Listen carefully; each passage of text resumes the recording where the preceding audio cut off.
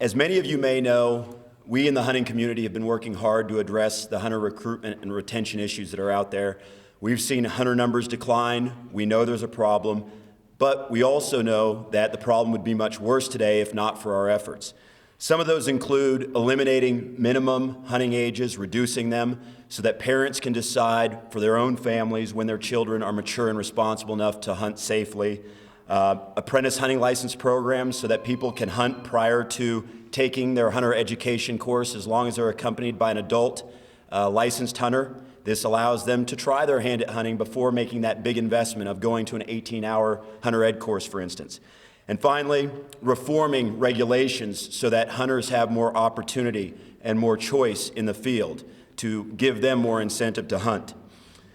With all this said, in these 11 states, the biggest hurdle that we're facing with regard to retention and recruitment are the bans. There's no doubt about that. They are, without question, killing hunting.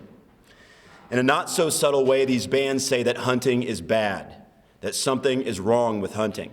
We know, if we're hunters, that there are few things that are more wholesome and spiritual than being out in the woods.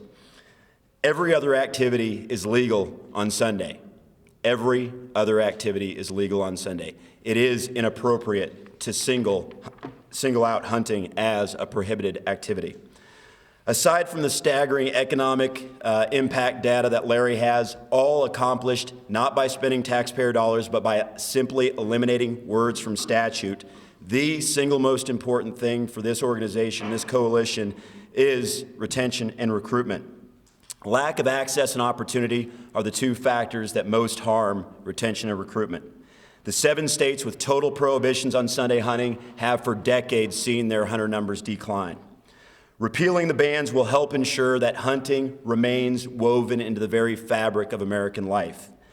Many of us in the coalition live in states where Sunday hunting is banned, and we know all too well the pain associated with those bans. Our lives are busier than ever, whether it's work in the office or the job site 6 days a week, or whether it's our children's extracurricular activities.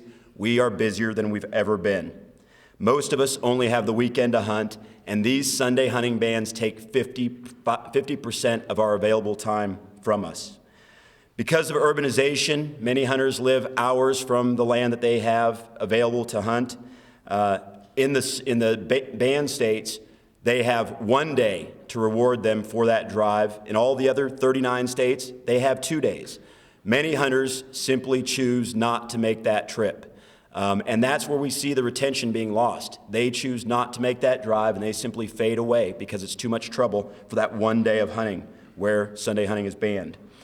The smaller bang for the effort is what causes that. And when they choose not to make that drive to their hunting grounds, they also choose not to take other hunters into the field and get them hooked on hunting, whether they're young or old. And that gets back to the retention issue that we see problems with. Any of you who are parents know that your children's extracurricular activities happen to be scheduled for Saturday. Because of that, we see kids being cheated of their entire hunting opportunity because they're doing other things, whether it's soccer or volleyball, debate club. We see them not having the chance to hunt at all because the state prohibits their hunting on Sunday. This really puts hunting at a competitive disadvantage that is simply impossible to overcome. So hunting might be vying for that limited time that kids have, and because of this competitive disadvantage mandated by the state, hunting just doesn't stand a chance. Now, the opposition, a lot of people, anyone here who is allowed to hunt in their state on Sundays might wonder why hunting is prohibited on Sundays. What are the arguments against hunting on Sundays? There are 39 states out there that allow it.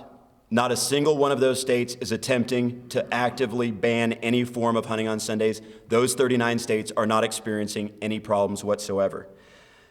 The leading opponent that we face are the state farm bureaus. And this is interesting because, of course, hunters provide an essential service to them by managing wildlife populations. In Pennsylvania alone, $87 million of crop damage is done each year, but it would be much worse without hunters. The farm bureaus want to eliminate half of our available hunting time, while at the same time they demand crop damage permits from the state that allow them to kill deer year-round using spotlights and other methods that aren't available to general hunting. And this inconsistency, this hypocrisy has to be addressed, and that's what we're doing here today. The arguments that the farmers use, a couple. One is that they don't want knocks on the door on Sunday. They don't want to be harassed on Sunday, their day of rest. They say that it's tantamount to telemarketers calling during dinner. Well, there is a difference in that, again, hunters perform that essential service to farmers. But there's a simple solution to this supposed problem. Simply post a sign at the end of the drive that says, out of respect for me and my family, do not disturb me on Sunday. Hunters are going to honor that request. They will honor that request. And part of what this coalition can do is potentially provide those notices when Sunday hunting is allowed in these states.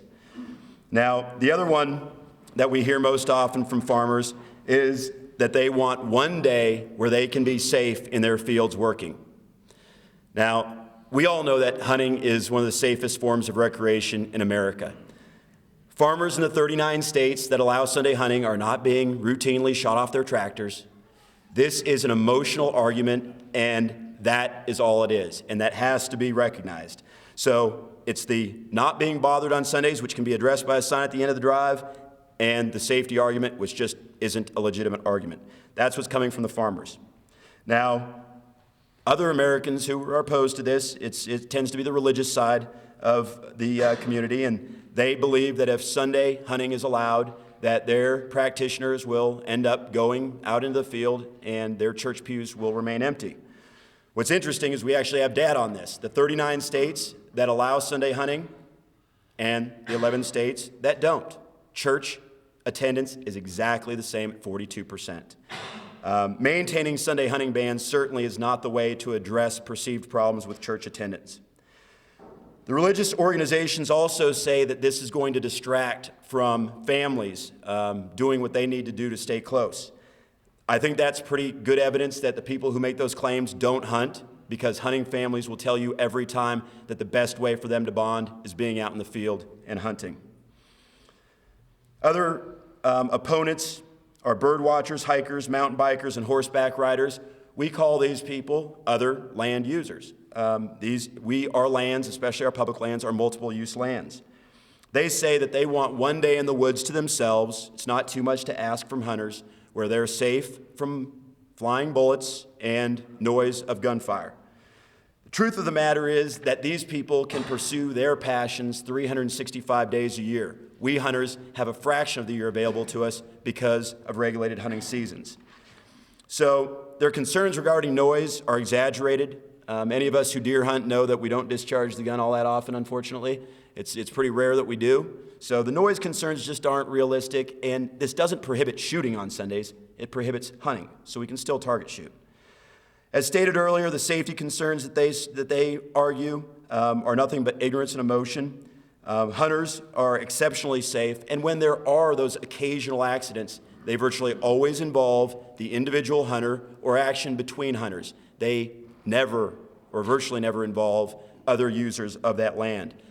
These other users, bird watchers and hikers, have coexisted for many, many years with hunters safely, and we will continue to do so if these Sunday hunting bans are lifted. If these people are truly concerned about their safety, and I think this goes to the argument that this really isn't about safety, they would ask legislators to ban their drive to the horse stables and trailheads, because there is no doubt that that drive is thousands of times more dangerous than sharing the woods with hunters. These arguments are just simply excuses to try to keep these bans in place. Now, there are arguments about a day of rest for animals. Well, these prey animals never have a day of rest. They're always being pursued, and that's not going to change.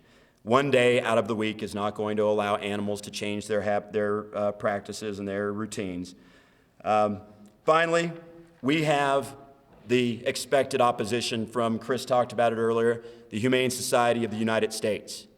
This is a group whose sole objective is to ban all hunting in America.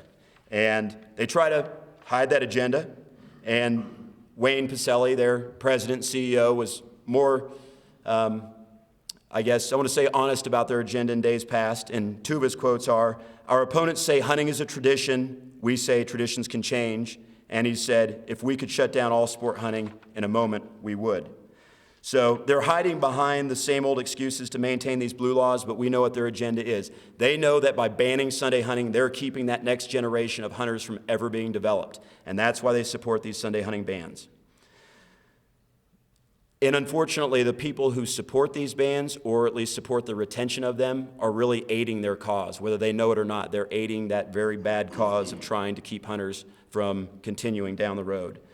Now, the bottom line of all this is that there are those 39 states out there that are not having any of these problems that the opponents of removing these bans say are out there. This includes New York, Ohio, and Michigan, the three most recent states to lift their bans. They have not experienced any problems. And again, none of the states out there is trying to actively ban Sunday hunting. There aren't any issues. Now, significantly, there is absolutely no biological justification for Sunday hunting bans.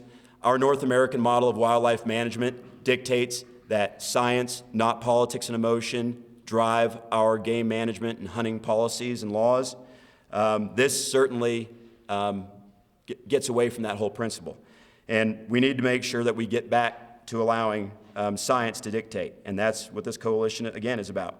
We also remember that this isn't only about saving our hunting heritage in 11 states. It's about encouraging hunters to continue to pay for the lion's share of conservation. Hunters, as Larry talked about, pay their excise taxes, pay their license fees. We're talking about billions of dollars that go toward conservation. We are America's true conservationists, and we need to keep that heritage going and those generations moving toward hunting, because all Americans have to be concerned, because all Americans need their habitat, want to see wildlife, and hunters take care of all of that. Hunters have also always served to manage game populations in order to make sure they don't overrun their carrying capacity of the land. It's something that affects the entire ecosystem top to bottom when it happens. And finally, deer vehicle collisions. Hunting is an absolute benefit to try to reduce those incidents, and still today we have 1 million accidents involving deer every year. This is billions of dollars in lost productivity, medical expenses, repair costs. Hunters try to diminish that. There are also 200 people who die every year in these accidents. No doubt the problem would be much worse if it weren't for hunting and the efforts that we're announcing today. And we're trying to ensure that we have all of these benefits that are gained through hunting for generations to come.